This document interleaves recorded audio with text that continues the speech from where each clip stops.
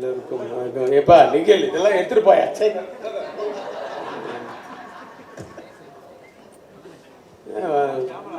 வரும்போது நான் blue and blue. ஓ ஏன்ப்பா என்ன மறைக்கிற? ரெண்டு பேரும் ப்ளூ அண்ட் ப்ளூவில் இருக்குமே, எப்படா அப்படி நான் மாற்றுவேன் நீ மாற்றுவேன் நான் மாற்றினேன். உன் தொல்லை தாங்கலப்பா. ரொம்ப நாள் கழிச்சு ஃப்ரெண்ட்ஷிப் டே, அதுவுமா என்னுடைய எங்கள் எல்லாரையும் மீட் பண்ணுறதுல ரொம்ப சந்தோஷம். எஸ்பெஷலி சிம்ரன் வந்து நட்புக்காக படத்துக்கு பார்த்தது. நட்புக்காக மீன்ஸ் ஃபார் ஃப்ரெண்ட்ஷிப். எஸ், ரொம்ப சந்தோஷமாக இருந்தது இந்த படத்தில் நடிக்க போகும்போது. நல்ல ஒரு ஜாலியான யூனிட், ஸ்ட்ரிக்டான ஒரு டைரக்டர். பட் வந்து பிரசாந்துக்கு தான் தெரியும், நல்லா ஜாலியாக பேசிட்டே இருக்கும். அப்படின்னாருன்னா அவங்க அப்பா வராருன்னு அர்த்தம்.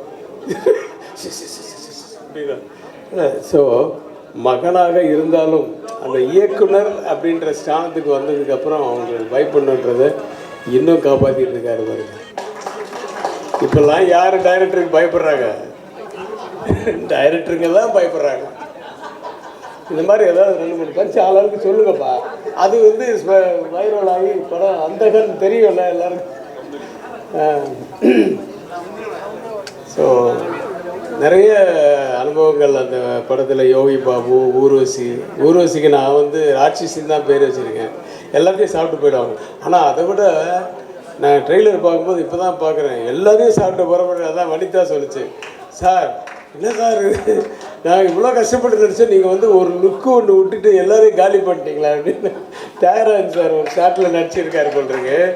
அப்படி அந்த ஒயிட்டு முடிக்கும் அதுக்கும் இப்போ ஃபாரினர் மாதிரி அப்படி ஒரு லுக்கு.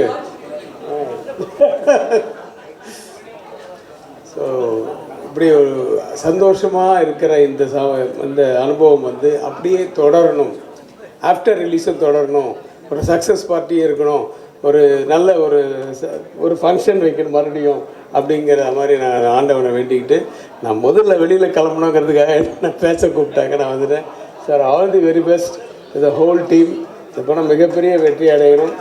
அது மூலிமா எல்லா ஏரியாவும் ஓடிடி அவனும் போட்டி போட்டுட்டு வந்து வாங்கணும் அப்படின்னு நான் வேண்டிக்கிறேன்.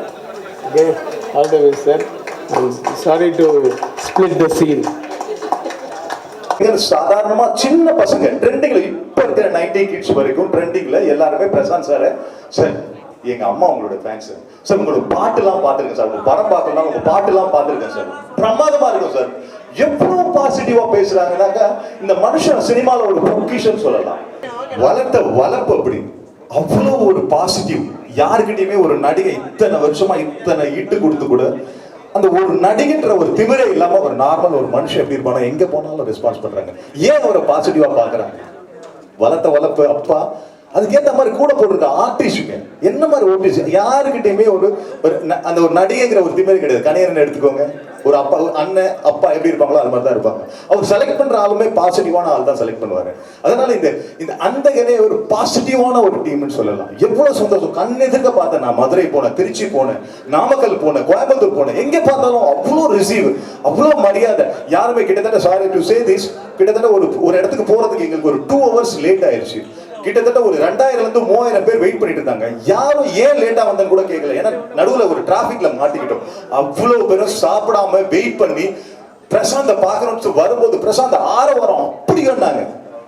சிம்ரன் நடுவுல வந்தாங்க, இன்னும் வேற லெவல்ல கலக்குறாங்க. அது ஒரு பாசிட்டிவான ஒரு பொண்ணு. என்ன பாசிட்டிவ், அப்படியே எப்படி பார்த்தோமோ அந்த ஓ சோனா பெசனகல் ஓ சோனா சாங் வரும்போது யார் இந்த பொண்ணு அப்படின்னு கேட்டாங்க. அந்த பொண்ணு அப்படியே இருக்குது. அன்னைக்கு பார்த்தேன்.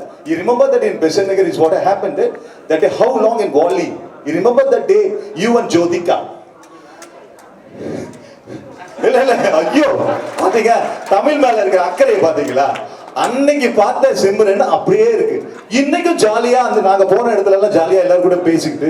சோ வைப் மேல பிரசாந்த் சார், சிம்ரன், பிரியா என்ன சொல்றீங்க? என்ன படத்துல கலக்கி வச்சிருக்காங்க, ஆனா சிம்பிளா உட்கார்ந்துட்டு இருக்காங்க.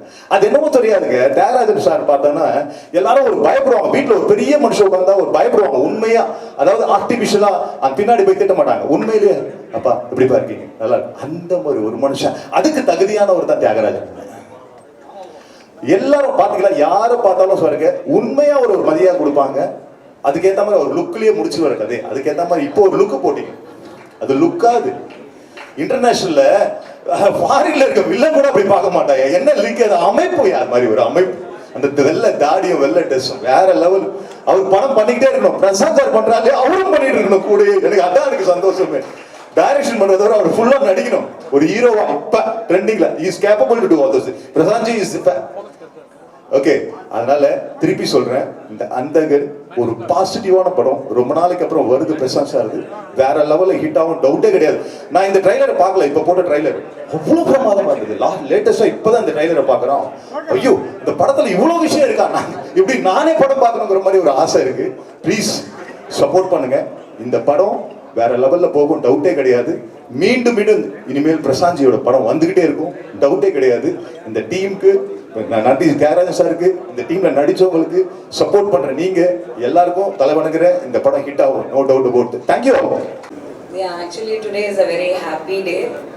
Happy friendship day. உங்க எல்லாருக்குமே happy friendship day because நான் time and again சொல்லியிருக்கேன், through my life in the best and worst times media friends மட்டும்தான் நின்னீங்க.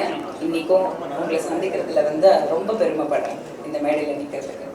எஸ்பெஷலி அந்தகன் நிறைய பேசியிருக்கேன், நிறைய எக்ஸ்பிரஸ் பண்ணியிருக்கேன், ஆனால் பத்தாது. ஏன்னா அந்த அளவுக்கு லவ் வந்து பிரசாந்துக்கும் அங்கிளுக்கும் அவ்வளோ லவ் இருக்கு, சுற்றி அவ்வளோ இருக்கு.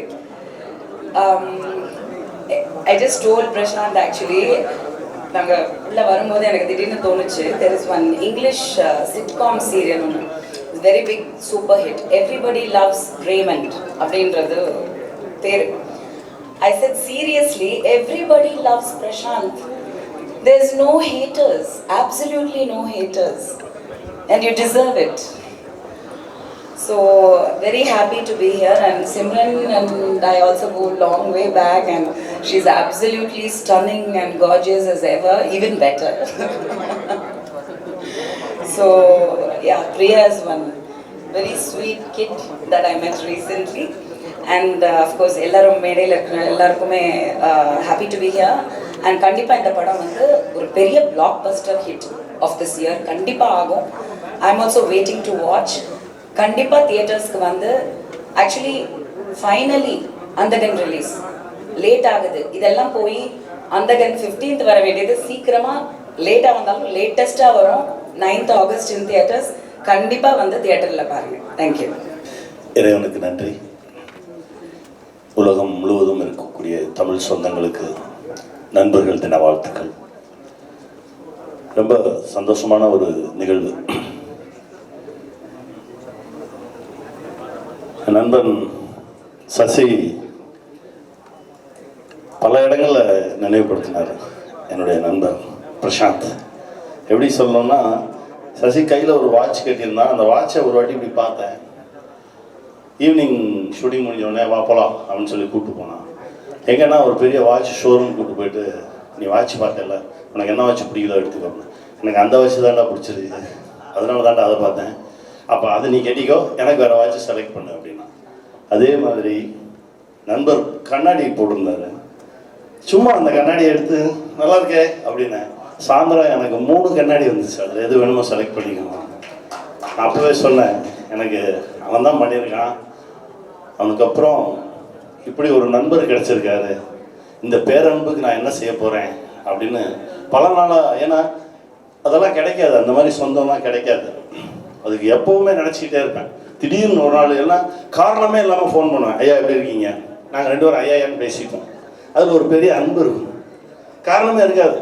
அதாவது என்னென்னா, ஒரு ஃபோன் வந்துச்சுனாலே ஏதோ ஒன்றுக்காக தான் எல்லாருமே ஃபோன் பேசி பழகிட்டோமா, எந்த காரணமும் இல்லாமல் நல்லா இருக்கீங்களா, எப்படி இருக்கீங்க, சாப்பிட்டீங்களா எப்படின்னு கேட்குற ஃபோன் வர்றது ரொம்ப அரிது. அது அங்கேருந்து வரும். நான் பேசியிருக்கேன், அதை உணர்ந்திருக்கேன்.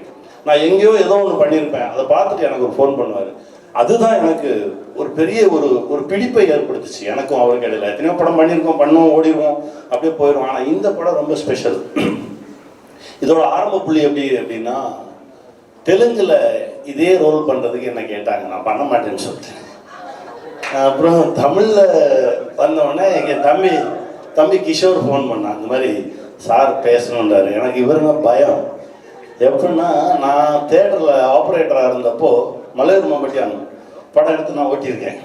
கொம்பேரி முகன் எடுத்து அந்த ஸ்க்ரீனில் பார்க்கும்போதே பதட்டமாக இருக்கும். இப்போ ஒரு ஷார்ட் பார்த்த மாதிரி, அவர் எதுக்குடா பேசணுன்றாரு அப்படின்னா, இல்லை எனக்கு தெரியல, நான் இந்த இருக்காரு, உள்ள கொடுத்துட்டான்.